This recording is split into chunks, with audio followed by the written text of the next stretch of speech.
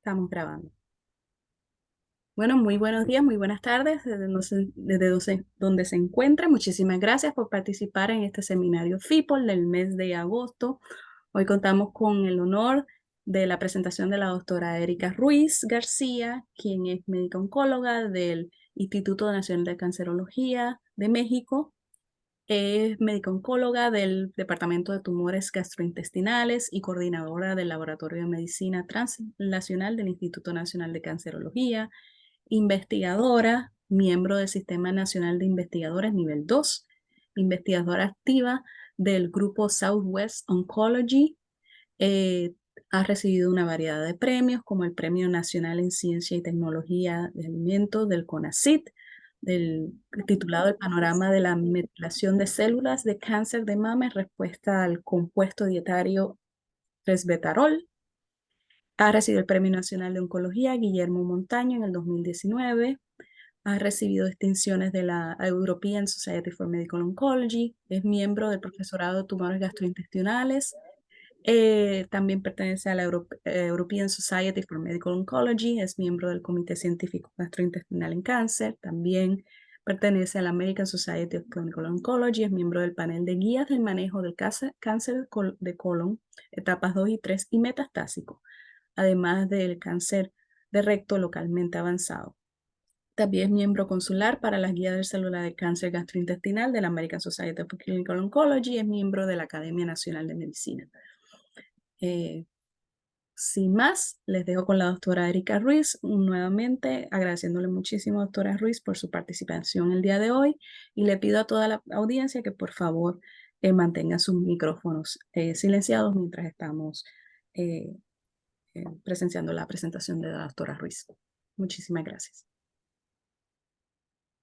Hola, buenos días. De repente como que me sacó y ya regresé. Entonces, no sé si me están escuchando. ¿Sí? Y la escuchamos bien, doctora Ruiz. Perfecto, perfecto. Muchas gracias. Bueno, antes que nada quiero agradecerle, doctora Rosario Costas, por la invitación, igual que al doctor Oscar Galindo. Para mí es un gran honor estar aquí con todos ustedes y sobre todo apoyando que se me hace importantísimo, esta red de psicólogos, FIPOL. Entonces, creo que uniendo lazos en toda América Latina vamos a poder ayudar más a nuestros pacientes. Si bien yo me dedico a dar tratamientos oncológicos, no dejo de decir y hacer reconocimiento de lo necesario, tan vital es dar una quimio como el apoyo psicológico. Creo que incluso más porque si no se tiene una buena red, el paciente puede ser que ni siquiera llegue a tener un buen apego al tratamiento. Entonces, esta sinergia es indispensable para que los pacientes transiten lo menos dolorosamente por esta enfermedad. Y bueno, dicho lo anterior, voy a compartir mi pantalla. Ahí está. Listo. Entonces, bueno, pues empecemos. La idea de la charla del día de hoy es justamente hablar de un sector de la población, pues, vulnerable. No quisiera yo decir olvidado, pero quizá es un grupo en el que no están bien ubicados, en el sentido de que, ¿qué pasa cuando dejan de ser pediátricos? Y todavía no son los adultos que convencionalmente observamos, ¿no? Aquellos de 40, 50 años. Entonces, este grupo de adolescentes y jóvenes adultos, pues es un grupo que necesitamos ponerle más énfasis y en la charla irán viendo el por qué. Bueno, no es para nadie desconocido que sepamos que cada vez tenemos más casos de cáncer a nivel mundial. Esta es una diapositiva ya algo vieja, pero a propósito la traigo a colación porque vean ustedes lo impresionante de la cantidad que para el 2018 se mencionaban de muertes por cáncer. O sea, 18 personas a nivel mundial por minuto, pues es una cifra bastante aterradora. Y esto va muy de la mano también con que cada vez sí es más frecuente tener este tipo de enfermedades. De acuerdo a la Organización para la Investigación del Cáncer, la IARC, en 2011, hace más de 12 años, mencionó que la expectativa era que 1 de cada 2 hombres y 1 de cada 3 mujeres tuvieran algún cáncer en el transcurso de su vida. Siempre me gusta como hacer énfasis en estas cifras, no para meter miedo, sino más bien como para que estemos conscientes del alto riesgo que tenemos, no importa si tenemos una vida saludable o incluso estar más cuidadosos si no la tenemos, porque creo que así como nuestros padres nos enseñan a ser cuidadosos al cruzar la calle para que no nos atropellen, de la misma forma tenemos que empezar a educar a las nuevas generaciones sobre la salud. No hay nada mejor, como todos sabemos, que la prevención es lo más barato, pero es lo más difícil de hacer, porque pues la gente no cree que le pueda pasar. O sea, es al primo, del amigo, del tío, pero nunca a uno. Y creo que ahí es donde todos tenemos que empezar desde casa e ir creciendo esta red de conciencia a nuestros alrededores. Y ahí sí, usar los diferentes medios, ayudarnos también de algunos otros colegas o líderes o vecinos. El chiste es que la información se disemine. Y justo hago esta acotación de la importancia de estar conscientes de la enfermedad, porque uno de los problemas que más observamos en gente, yo me dedico a adultos, a partir de los 18 años es el tipo de pacientes que yo veo. Y he constatado en diferentes años, llevo 20 años dando consulta, que una situación muy frecuente, y esto no es solo México, yo creo que es en general en el mundo, es que alguien joven, digamos alguien de 20 años, 22 años, empieza con algún sangrado, pues nadie piensa que pueda tener un cáncer, pueden pensar que tenga una infección, cualquier otra cosa, pero cáncer nunca. No está nuestra mente o la educación médica no está pensada para eso. Habitualmente para América Latina la educación está enfocada a infecciones. En países ya desarrollados tienen otra mentalidad, pero aún así la gente joven es como que primero no, el mismo paciente piensa que no tiene nada de eso. Y segundo, aunque lo piense, puede ser que el médico o el personal de salud no lo crea.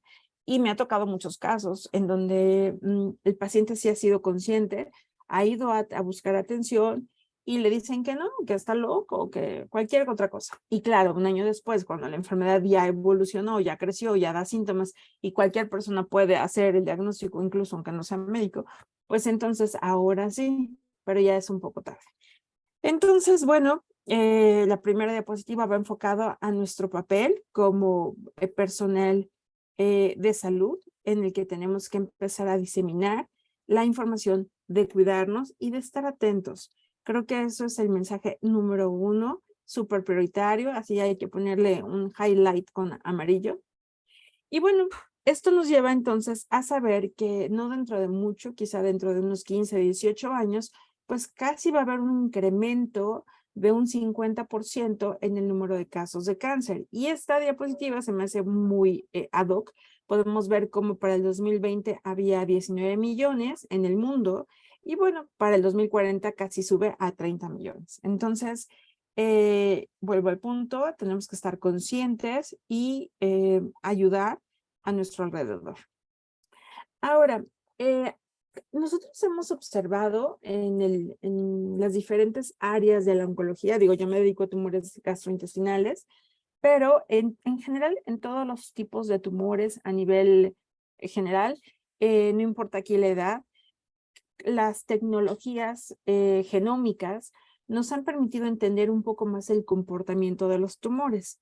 Antes, por ejemplo, se decía, bueno, cáncer colorectal es lo mismo, no importa si es del colon, del recto, es lo mismo, porque es un tubo. La verdad es que no, hoy sabemos que hay diferencias, no solamente en la forma de gestación, es decir, embriológicamente, sino también hay diferencias moleculares entre el colon que está del lado derecho, el del lado izquierdo, e incluso en el pronóstico o cómo pueden responder a las terapias.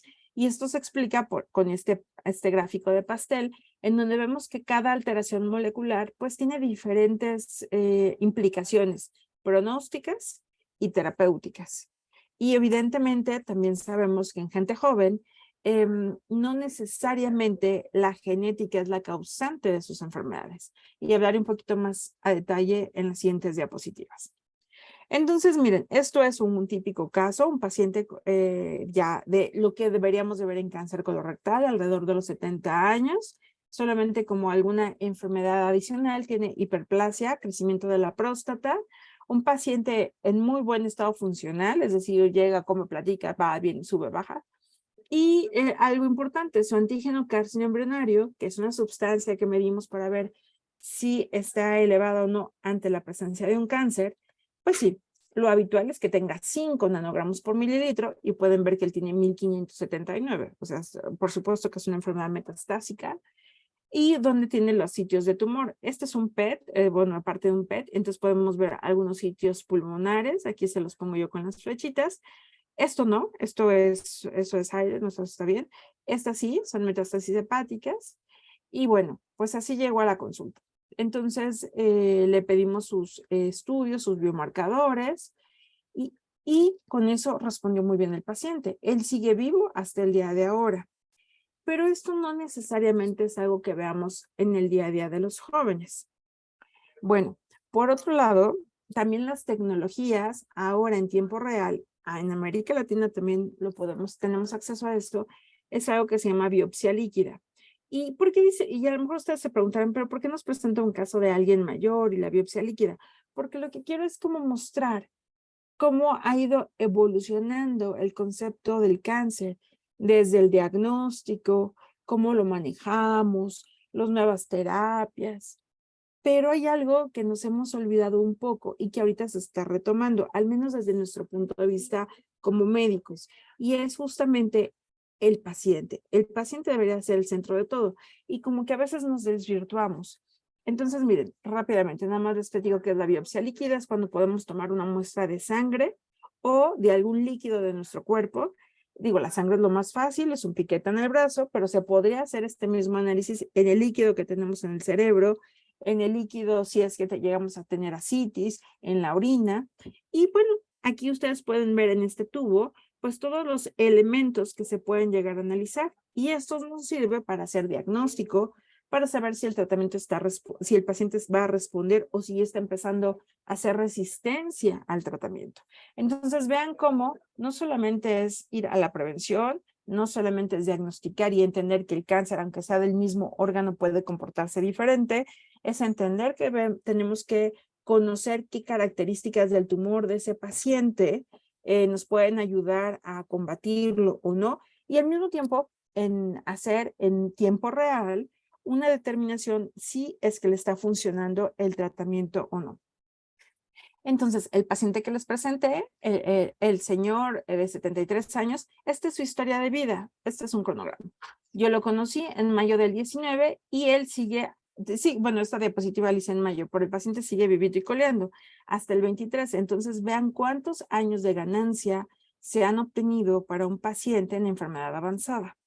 Y entonces, de repente nos empezamos a dar cuenta en el mundo, hace como 10, 12 años, que había cada vez un poquitito más de casos en gente joven. Y tomaré de ejemplo lo que es cáncer colorectal. Y entonces aquí vemos, este es un gráfico de los Estados Unidos, vean aquí en el eje de las X, las edades de los pacientes y la incidencia en el eje de las Y.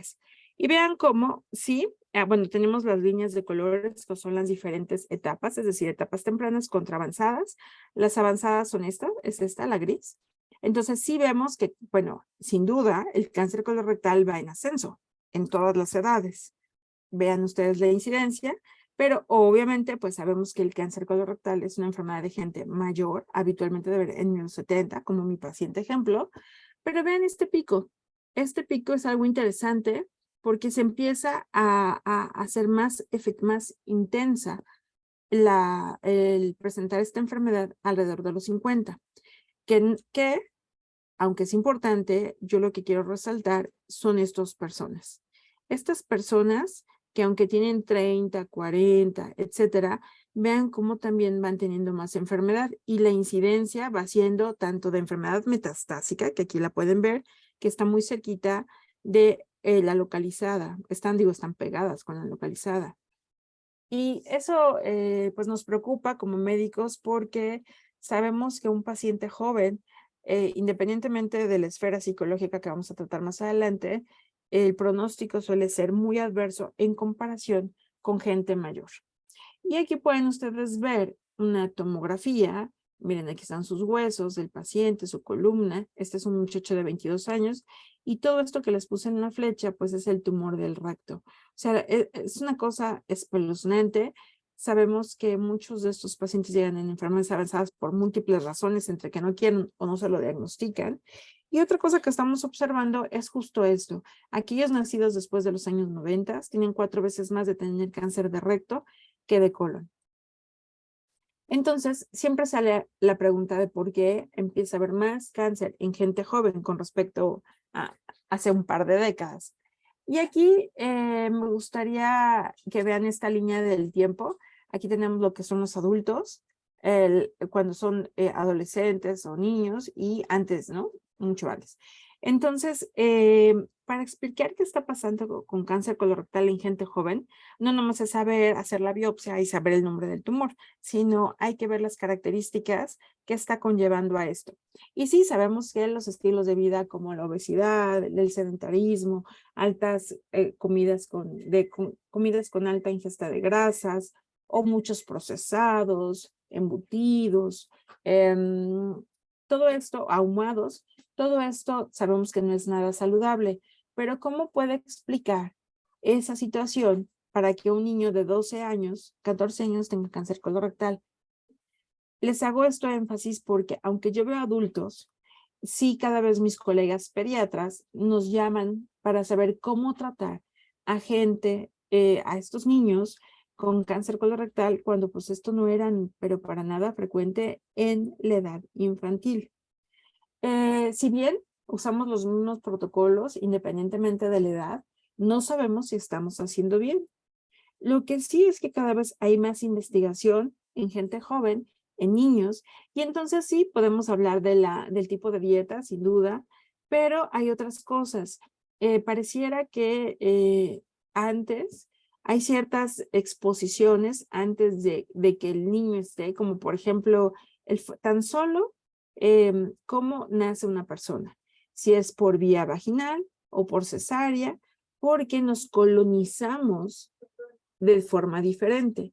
Y entonces aquí se abre un universo de lo que llamamos nosotros el microbioma.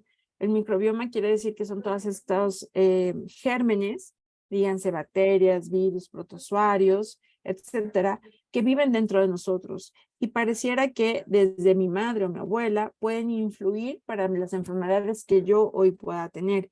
Entonces, si ven, con esto la enfermedad se vuelve mucho más compleja, porque no solamente si hoy yo me como un hot dog o no hago ejercicio, sino pareciera que los antecedentes, lo que vivieron mis familiares, también pueden influir en mi salud.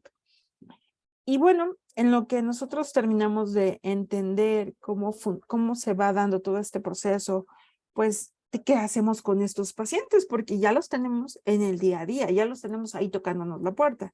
Y es justamente cuando se empieza a hacer conciencia de lo que son los adolescentes y jóvenes adultos, que el término en inglés, pues, es AYA, y que se enfoca a esta población que es menor de 39 años y que justamente va desde la adolescencia. Entonces se conjugan dos grupos médicos, el que vemos adultos y el que ve los pediátricos. Entonces, si en un momento dado el paciente llegó por edad a pediatría, cuando el pediatra lo da de alta y lo manda con nosotros, esa transición no es nada sencilla porque ustedes conocen los pediatras, pues son el tipo de personalidad de ellos y la forma de llegar al paciente, pues para nada es lo que hacemos con un adulto. Entonces, esa transición es difícil.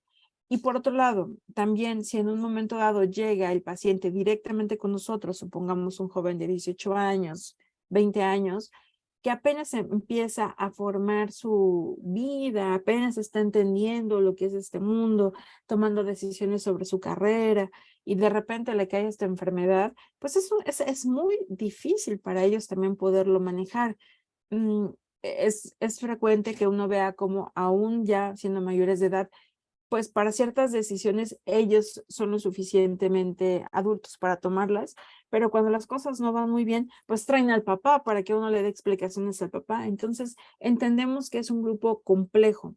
Y bueno, eso si nosotros aparte le sumamos que muchos quieren empezar a formar su familia o es una edad en la que si pierdo el pelo o pierdo un órgano visible, pues no, todavía pega más, hacen que se vuelvan más vulnerables.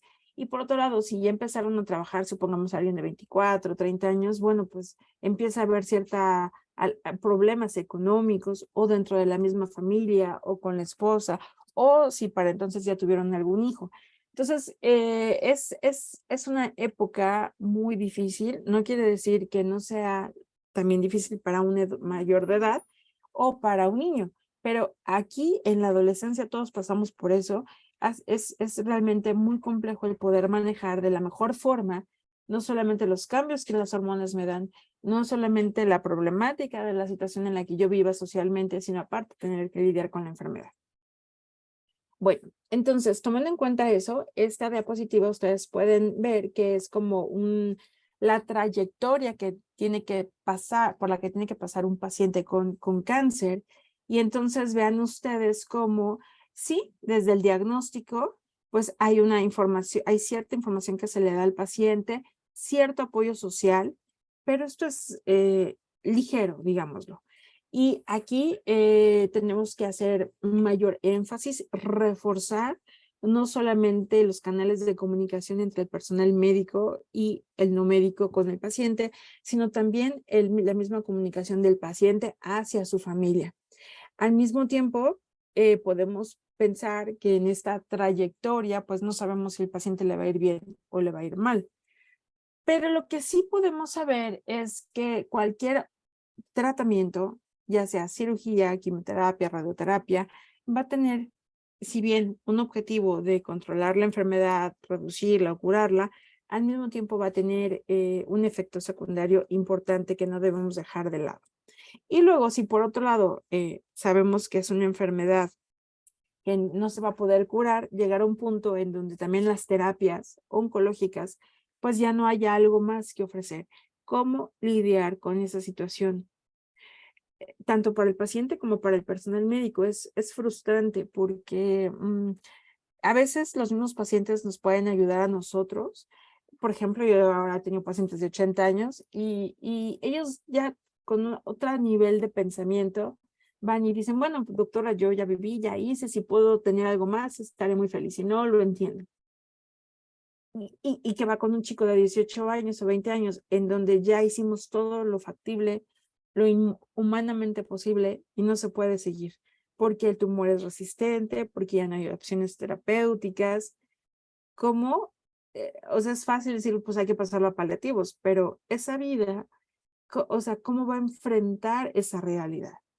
Por eso, al principio de mi plática, yo mencionaba que el apoyo psicológico es vital para cualquiera de nosotros, pacientes y personal médico, tanto para lidiar con las frustraciones de no saber cómo dar malas noticias o cómo entender que pues ya hicimos lo posible y que tampoco es culpa de nosotros el que no funcionen las cosas. O sea, eso lo digo desde mi punto de vista, pero también desde el punto de vista del paciente, cómo ayudarlo a transitar lo menos dolorosamente posible cuando los resultados no son los mejores.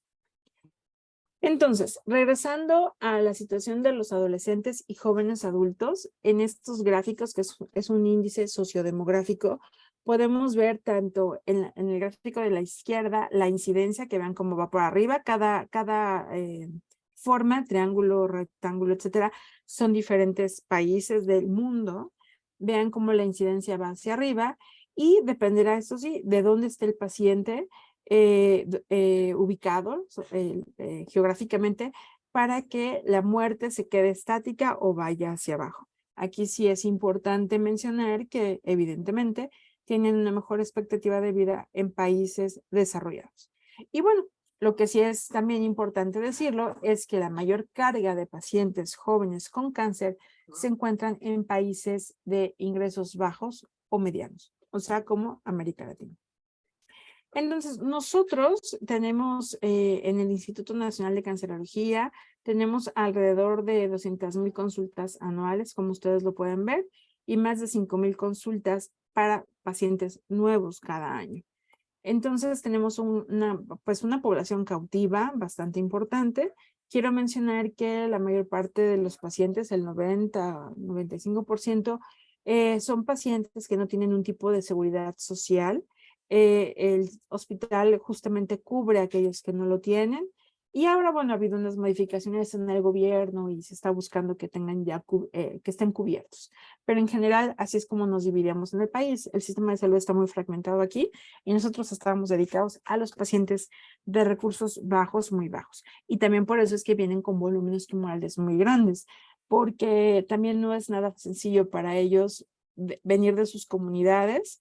Ustedes lo deben de saber muy bien. O sea, el sistema de salud en América Latina, pues no es que cubra realmente como debería de ser. Generalmente estamos concentrados en grandes ciudades y las regiones de provincia, pues si no son grandes, pues están muy, muy abandonadas del sector salud. Entonces el paciente tarda mucho en llegar, más aparte la idiosincrasia del paciente, más aparte si llegó con un médico, bueno, que él piense que pueda tener cáncer y todo lo que hemos platicado. Entonces, este es un gráfico de aquí del instituto que lo hice basado en los números que tenemos de cáncer colorectal. Ven ustedes del 2010 al 2020 cómo estábamos. Esta línea gris representa a aquellos pacientes mayores de 50 años. La línea rosa son todos los casos, o sea, hay un incremento en el número de casos, en el número que atendemos. Y la línea azul son aquellos menores de 50 años. Entonces, vean ustedes cómo, bueno, esto es algo impresionante, pero más impresionante son las proyecciones que tenemos para los siguientes 10 años, en donde sí vamos a tener cada vez más gente joven con esta enfermedad, por lo que ya hemos platicado un poquito. Y aquí les vuelvo a poner la misma imagen que hace rato había mencionado, solamente quiero hacer acotación que la gente joven tarda mucho en venir, por lo que hemos comentado previamente, y que en promedio, de acuerdo a algunas publicaciones americanas, esto puede ser 6 meses, pero de acuerdo a nuestros números reales aquí en América Latina, en México, pues esto es más de un año. Entonces, es muy difícil que un paciente de este tipo pueda curarse. O sea, podemos un tiempo mantener controlada la enfermedad, pero al final de cuentas progresará y deteriorará al paciente hasta que fallezca. Bueno, entonces, haciendo énfasis sobre nuestra casuística, quiero que ustedes observen cómo aquí yo los dividí, menores de 39 años pensando en los adolescentes y jóvenes adultos y mayores de 40 años. Entonces, vean cómo en este grupo del AYA, la edad media, la mediana de edad para el diagnóstico es de 34 años, o sea, gente muy, muy joven. El rango, bueno, por diferentes situaciones hemos llegado a aceptar pacientes incluso menores de edad, de 16 años, y vean cómo esto se contrasta con lo convencional, que son 60 años para mayores de 48 o 58 años en población global. Que quiero hacer una aclaración. Por ejemplo, si nos vamos a los números de España, en Europa, el cáncer colorectal allá se presenta alrededor de los 70 años. Entonces tenemos, sí, esto es quizá un sesgo de nuestro hospital, pero creo que es más la realidad de lo que estamos viviendo en muchos países de América Latina, que cada vez tenemos gente mucho más joven con las enfermedades, porque tienen mala dieta, porque son diabéticos, porque son hipertensos, etcétera, por muchas causas. Entonces, bueno, haciendo análisis estadísticos, vimos que sí, los pacientes incluso más jóvenes son los que vienen más al hospital, se quedan más tiempos hospitalizados y eso es algo pues muy complejo, porque en términos económicos también lo tenemos que pensar. Y bueno, esta es la supervivencia. Vean ustedes cómo si hay una diferencia. Aquí no estamos viendo si son etapas tempranas o avanzadas, es todo el grupo. Y en la línea roja nos habla de los mayores de 40 años y en la línea azul los menores de 39, o sea, el grupo haya. Y vean cómo si hay una diferencia estadísticamente significativa entre la supervivencia global de uno y otro grupo. Por otro lado, lo que yo les decía desde un principio, etapa 4, es decir, metastásica, es mucho más frecuente en el Haya, un 46%, contra un 38% que representa el grupo mayor, igual o mayor a 40 años. Y bueno, ustedes a lo mejor dicen, bueno, pero a lo mejor eso es solamente en cáncer colorectal, ¿no? Este es algo que estamos viendo en diferentes tipos de tumores. Aquí tan solo les pongo igual qué pasa con la gente menor de 40 años, pero en cáncer de estómago. Y aunque aquí nada más estoy haciendo énfasis de cáncer de estómago en porcentajes, vean cómo a través de los años ha ido esto presentándose.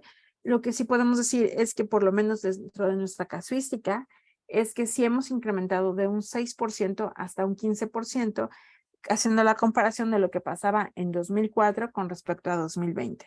Cáncer de estómago, una enfermedad peor que cáncer colorectal, se presenta más en nuestro hospital en mujeres y con ciertas características que son tan agresivas que realmente al año hay muy pocos pacientes que hayan sobrevivido. En otros tumores, por ejemplo, sarcomas de tejidos blandos, los sarcomas, aquí estamos hablando de aquellos tumores que se originan del músculo, de los vasos sanguíneos, ahora sí que de la carnita. Y entonces pueden ustedes ver cómo este grupo de pacientes menores de 39 años, pues es importante, abarca el 40%.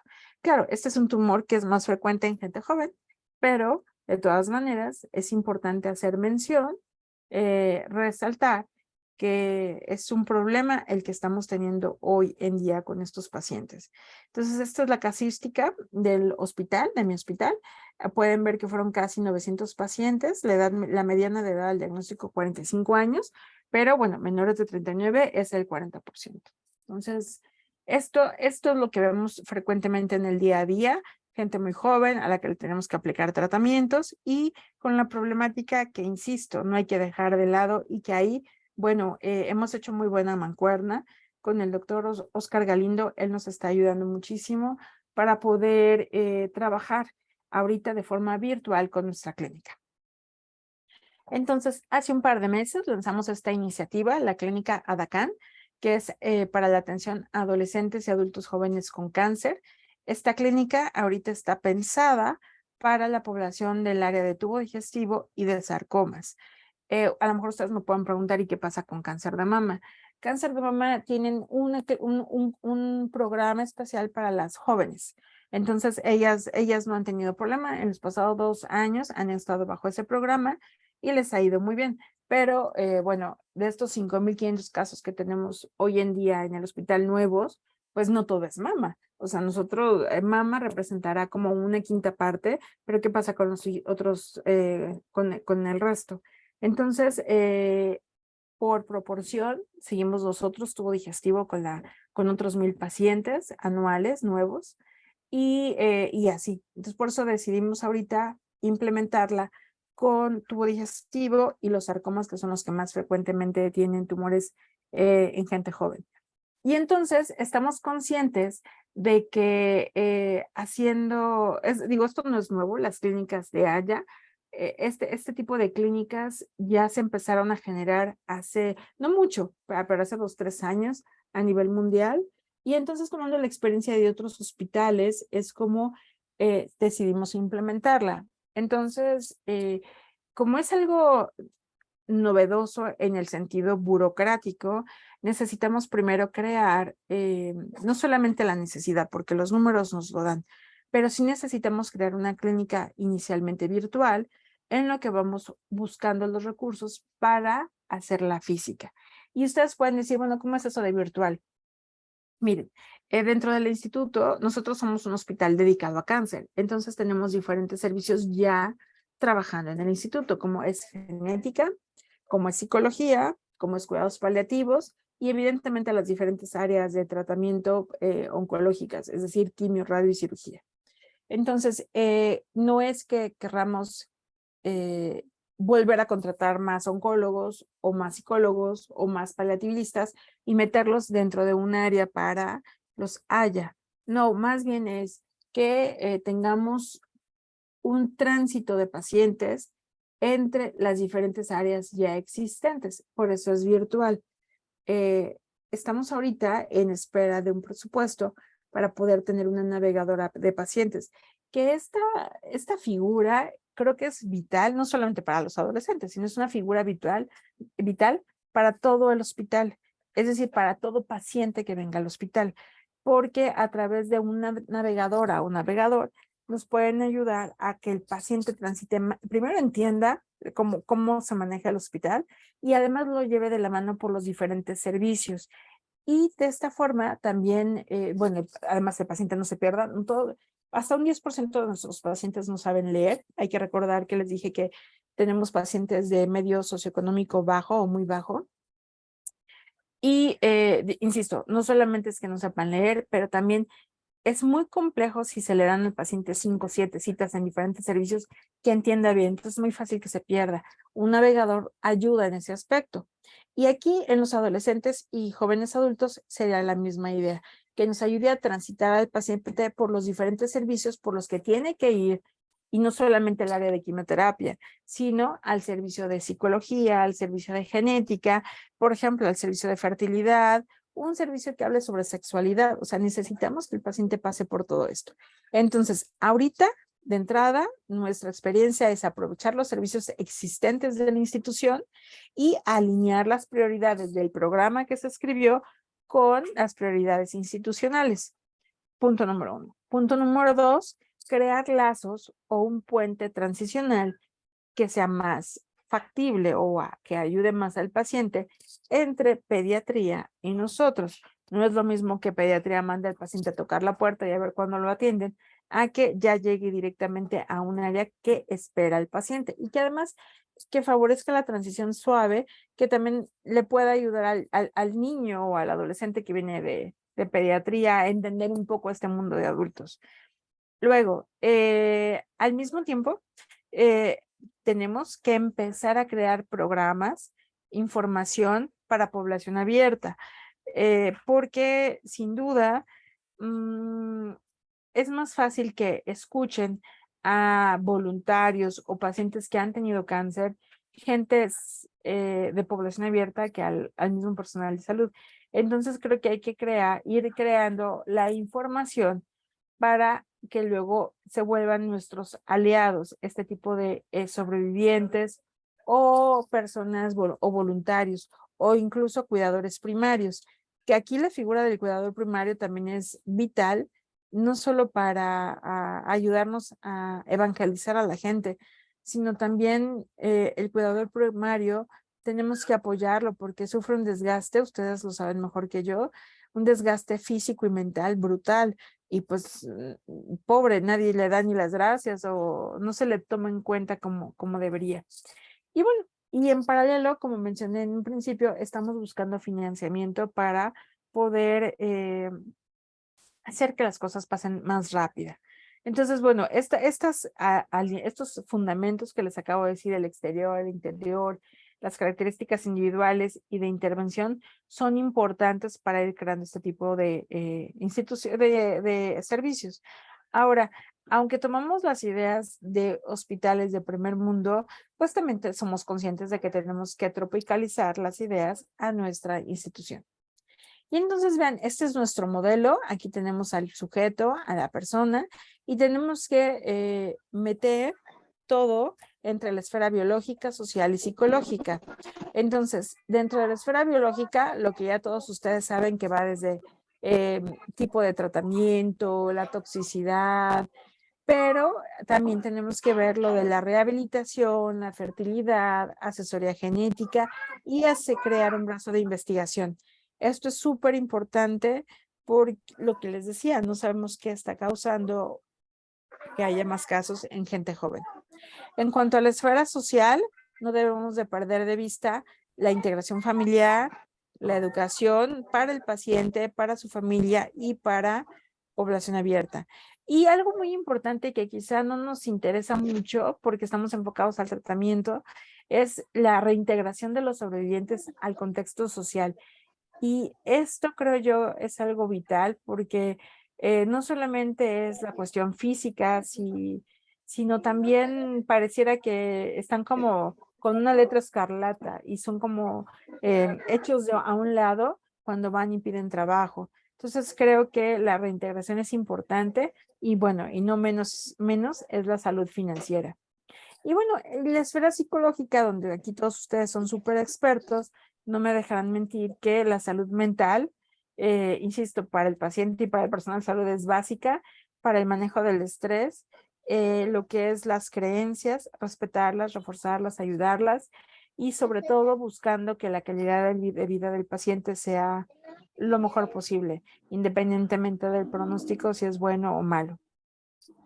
Y entonces así es como decidimos nosotros hacer nuestra unidad funcional de Haya. Tenemos la consejería, donde está genética, salud mental, la sexualidad y el aspecto físico, rehabilitación, nutrición, en colaboración, porque nosotros aquí en el instituto no tenemos una clínica de fertilidad, pero el Instituto Nacional de Perinatología, que es vecino de nosotros, sí, pues entonces hacer este tipo de colaboraciones para la fertilidad, cuidados paliativos y la educación. Por otro lado, la investigación, como yo les mencionaba, epidemiológica, molecular y de microbioma.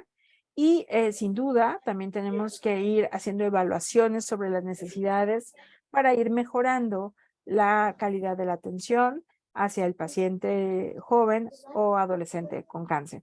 Y bueno, con esto quiero dar por terminada la charla. Esta es mi institución y este es el grupo. Aquí está la doctora Rosa Alvarado de genética.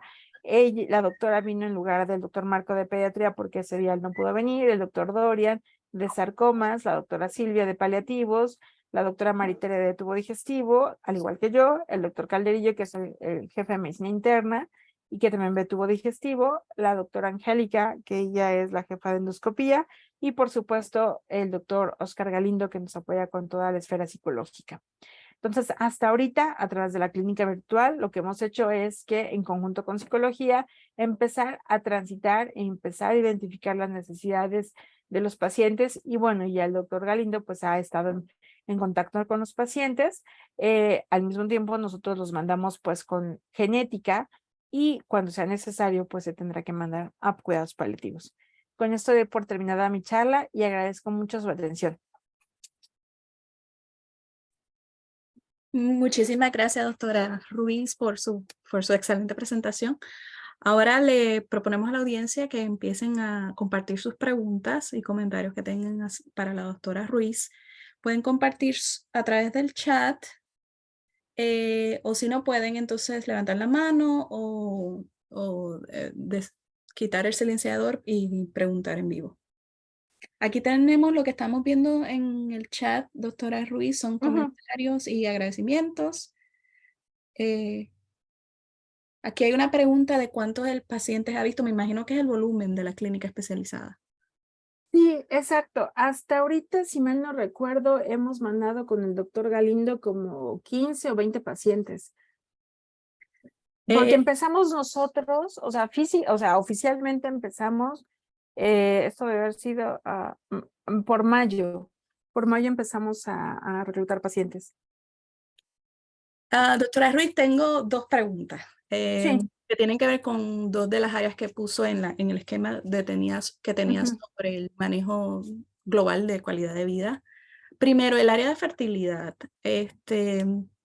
¿Hay acceso a servicios de fertilidad? ¿Son pagados por el seguro? ¿Hay oportunidad para acceder a estos servicios? O si hay retos sobre apoyar esa área. Siempre hay retos porque, como les decía, el tipo de pacientes que vemos no tienen un tipo de seguridad social, que ahorita, insisto, el gobierno está transicionando en darles como todo el apoyo. Pero bueno, ustedes saben que eso se lleva tiempo. Entonces, por ejemplo, incluso aquí, si un fármaco no lo tuviéramos, bueno, pues el paciente ve si lo puede comprar. Entonces, con respecto a la fertilidad, lo que hicimos fue esta colaboración con otra institución hermana, que es perinatología, porque ellos sí tienen fertilidad ahí. Entonces nosotros lo que hacemos es hablar, ahorita todo es como muy arcaico, hablamos con la doctora que está a cargo y ella evalúa al paciente, pero digamos que en lugar de que se forme tradicionalmente en la preconsulta, pues ya ella los capta y trata de ayudarlos más rápidamente. Ahora, hasta ahorita, de todo este grupo de pacientes que ha evaluado el doctor Galindo, el 90-95% son de tubo digestivo. Es una población diferente con respecto, por ejemplo, a mama, porque al menos lo que yo he censado es que aunque se les hable de sexualidad y fertilidad, pues no es ahorita su prioridad, porque muchos de ellos tienen cáncer de colon, de recto, entonces como que ahorita lo que quieren es que puedan evacuar, que se les quite el dolor. Entonces la sexualidad y la fertilidad, aunque es súper importante y hay que decírselas, como que ahorita ellos transicionan hacia otras cosas, no tener dolor y poder evacuar. Okay. No, entonces no se ve tan frecuentemente la necesidad de conservación de No, no, eso se va mucho más en mama, y mucho más Mm. en mama, y por supuesto en cáncer de testículo. Hasta ahorita no, vamos a ver qué pasa dentro de un año. La otra área de pregunta y de interrogante es la área de reinserción social. Me imagino que hay muchos retos en términos de reinserción al mundo del trabajo y todo esto. ¿Qué tipo de servicios o programas hay, si los hay, especializados en esta área? Este, es un área súper importante y yo pienso que es un área que a veces recibe muy poca atención. Yo creo que nula atención es lo que se había recibido. Y ahorita justamente ahí ustedes en el memorial está la doctora Cersek, Andrea Cersek, en tubo digestivo, y ella fue de las que estuvo publicando cómo está su clínica de adolescentes y jóvenes adultos. Bueno, ella lo tiene como jóvenes adultos, como early onset colorectal cancer, así es como ella lo tiene. Y platicando con ella, porque la conozco, tienen pues, ciertos cuestionarios como para ver estas necesidades de los pacientes. Entonces, estamos haciendo una colaboración para copiar un poco su modelo y poder demostrar con datos duros cuáles son las necesidades del paciente. O sea, ahorita nos pueden decir los pacientes, pues es que no me hacen caso, no esto y el otro, pero necesitamos realmente tener bien documentada la información para que, o sea, eso es como lo que yo considero. Ya una vez sabiendo cuáles son las necesidades, ir y tocar las diferentes puertas y crear un grupo de sobrevivientes que nos ayuden a ir abriendo puertas, porque creo que esa es la forma en la que las autoridades, no digo de mi hospital, sino en general, las autoridades le pongan más atención a los adolescentes. Entonces, uno es tener bien documentado la data dura y segundo, ir y analizarla y tocar la puerta y decir, miren cómo no se están reinsertando, porque ahorita me pueden decir, ¿y cómo se ve que no se están reinsertando? No, bueno, pues, o sea, de 5 pacientes, 10 que me han dicho, no, pues no me van a hacer caso. Necesito como todo un año de trabajo para tener esa información. Ah, Y porque sí es una realidad, ¿eh? O sea, yo lo veo con otros pacientes no jóvenes, como tan solo el seguro de gastos médicos. Pues no, ya una vez que te tocó el cáncer, pues ya no te voy a cubrir. Entonces sí necesitamos ayudarlos a que los visualice la sociedad.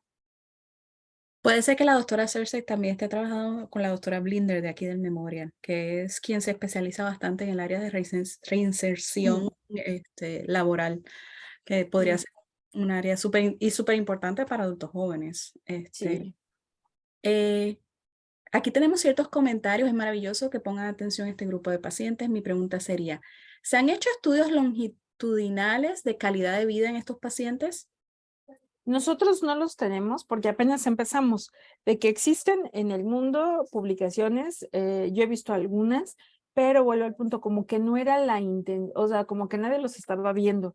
Y hasta hace 2, 3 años es que han empezado a sacar las publicaciones. O sea, es muy reciente la información, pero al menos nosotros aquí no la tenemos, ¿eh? No la tenemos, pero sí queremos sacarla. Ujú. La siguiente pregunta es, ¿cuál es la mayor barrera que usted nota en la fase, en el pase de etapa pediátrica a la adulta? La mayor barrera creo que es bueno, primero la apertura de los mismos médicos para recibir a los niños. O sea, como que no es que no los querramos, sino más bien no sabemos cómo manejarlos. O sea, estamos muy acostumbrados a que al adulto se le dice, pues toma esto y es su responsabilidad y ya.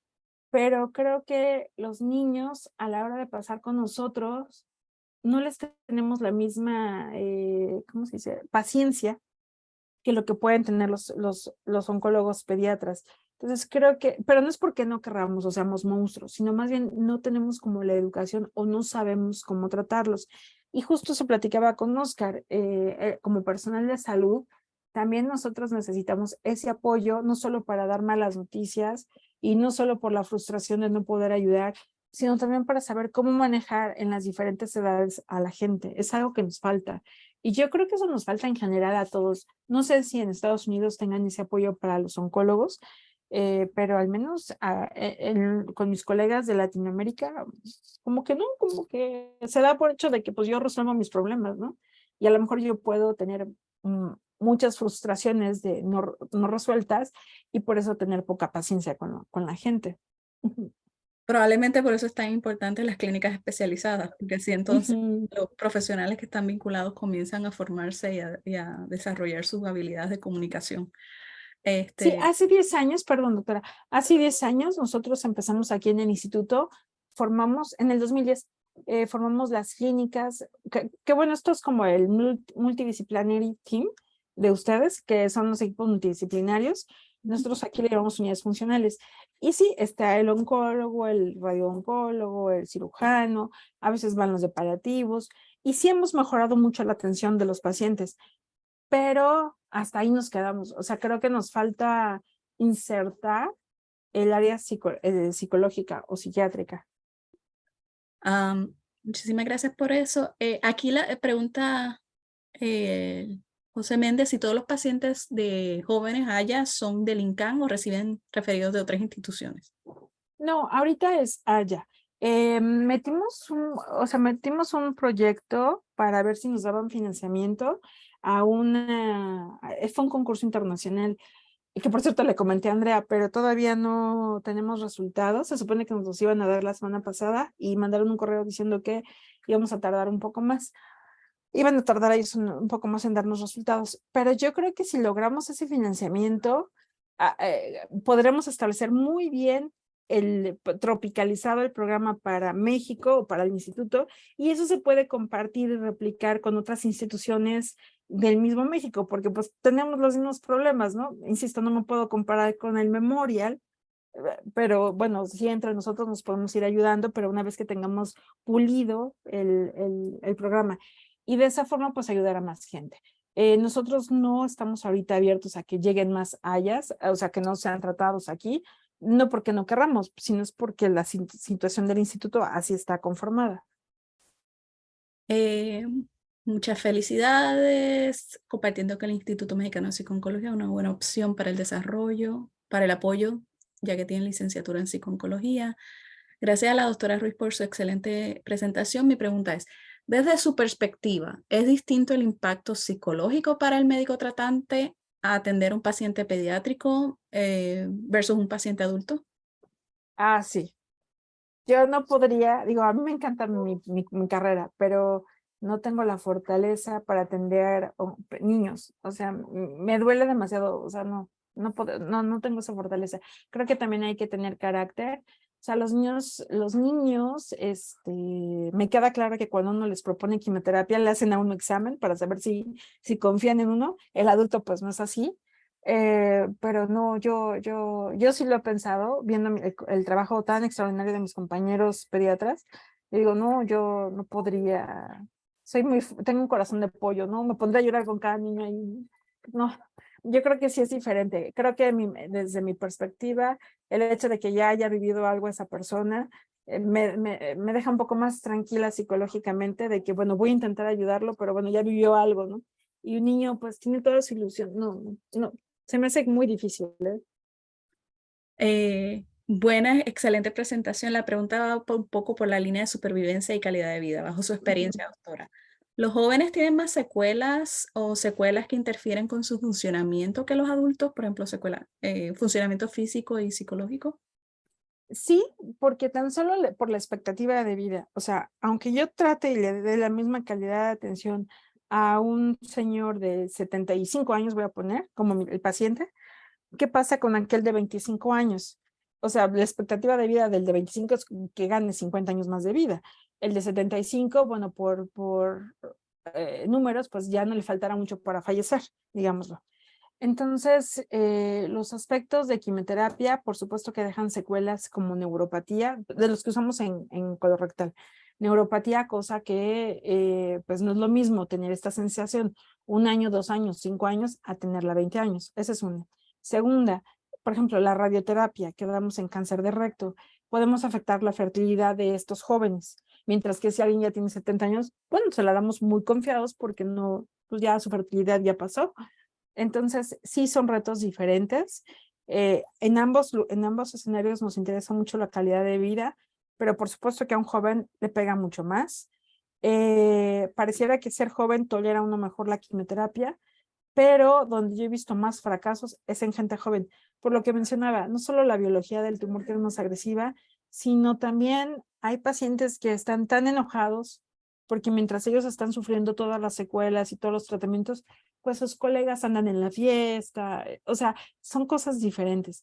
Y en cambio, la gente mayor a lo mejor ya está enfocada en que quiero ver crecer a mis hijos, no me importa el sacrificio que tenga que hacer, o estoy con mi nieto, o sea, son diferentes formas de ver. Aquí, nuevamente, José Méndez comparte que por eso debería crearse una política pública de salud para una población de alto riesgo importante. Y Elisa Bautista pregunta, ¿dónde es la clínica de fertilidad? La clínica de fertilidad la tiene el Instituto Nacional de Perinatología. Ok. También coinciden que la población pediátrica es más retante. Muchísimas gracias por compartir su conocimiento y experiencias con sinceridad. Y preguntan si el INCAM cuenta con apoyo psicológico para el personal médico. No, no contamos, pero es una de las propuestas que justo con Oscar Galindo hemos estado platicando que se debe de poner. Y pues ahora vamos a tener cambio de administración y también es una propuesta que está plasmada en el papel porque pues es necesario. Y no hay más preguntas, pero yo sí tengo una pregunta final de curiosidad. En la clínica especializada, los tipos de tratamiento que se le ofrecen a la población joven incluyen inmunoterapia, quimioterapia, y se ha visto, ¿verdad? Con el uso aún más frecuente de inmunoterapia, se ha visto diferencias en términos de cómo está siendo recibida. Sí, por ejemplo, en cáncer colorectal, los pacientes que son candidatos a inmuno tampoco son muchos, es como el 5%.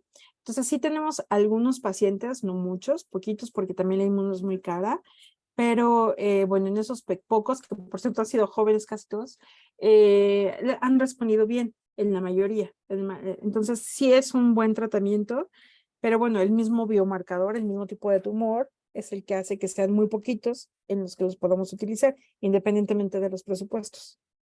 ¿Ok? Sí, también me imagino que apoyo tanatológico, gracias por la información y muchísimas gracias, doctora Erika Ruiz. Y ya estamos como dice en inglés, al tope de la hora. Ok, Muchísimas gracias nuevamente por presentar el día de hoy. Fue muy interesante su exponencia.